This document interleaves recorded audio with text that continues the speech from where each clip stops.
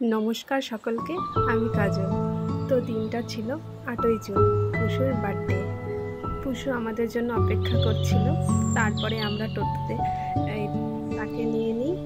তারপরে আমাদের গন্তব্যস্থল ছিল পণ্যজোড়া পার্কে। তার বার্থডে সেলিব্রেট করব। দেখো, আমাদের বন্ধুত্ব তো 1-2 দিনের নয় বা বছর মাসের নয়, অনেক দিনের। তো আমরা যতই ব্যস্ত থাকি না কেন, এই বার্থডেটা সেলিব্রেট করি। কেউ কাউকে তারিখটা মনে করিয়ে দিই না, আমরা জানি। দেখো, বৈশালী আর জ্যোতিকা ওয়েট করছে, আমরা ফুচকা নিয়ে আসছিলাম। দেখো, ফুচকা পেয়ে কতটা খুশি।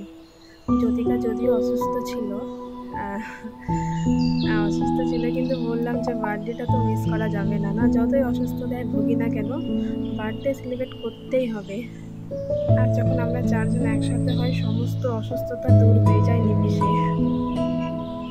একে অপরকে সবাই ফুচকাটা খাওয়াইয়ে দিই, তারপরে কেক কাটিং হবে। যদিও ওদের ওইটুকুতে মন পোষায়নি, সেটা পরে বুঝতে পারছিলাম। সত্যি ফুচকাটা খুবই টেস্টি ছিল, এখনো মনে আছে ভীষণ ভালো করে। জীবনে তো কিছুই না, এই দিনগুলোই স্মৃতি হয়ে থেকে যাবে। তো ওরা কেক আর বসে ভাবছে এরা কি সব করছে, আমাকে কেক না কাটিং করে দাঁড়িয়ে রেখেছে, আর এরা নিজেরা ফুচকা খাচ্ছে। দেখো জ্যোতিকা কত খুশি, মুখটা দেখো, মুখ দেখলেই বুঝতে পারবে। খুব খুশি ফুচকা পেয়ে। আর সাথে বৈশালীটাও ভীষণ, ওই যে পুশুকে খাইয়ে দিচ্ছে। পুশু বলছে খুব ভালো লাগছে।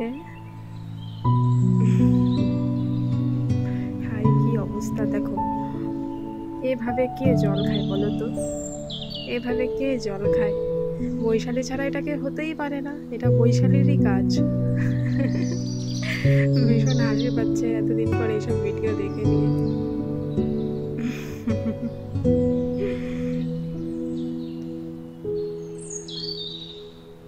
এইবার আসে কেক কাটিং এর পালা।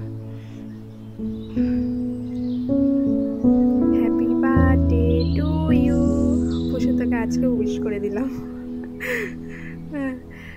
দেখো, কেকটা এত সুন্দর।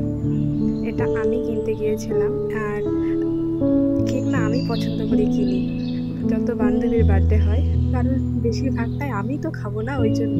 তারা সেভাবে খুব একটা পছন্দ করে না। এই কেকটা 50%-এরও বেশি আমি খেয়েছি, এবং বাড়িতেও নিয়ে এসে খেয়েছি। খুব টেস্টি ছিল কেকটা। তো পুশুর কেক কাটিং প্রায় হয়ে গেল। এ দেখো, এরা দোল খাচ্ছে এখন। পুশু, বৈশালী যতই বড় হয়ে যায়, দেখো মন তো শিশু সুলভই থাকে, তাই না বলো?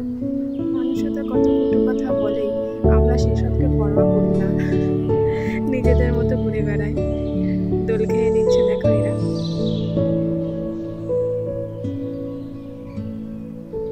তো এই ছিল সেই 8 জুনের স্টোরিটা।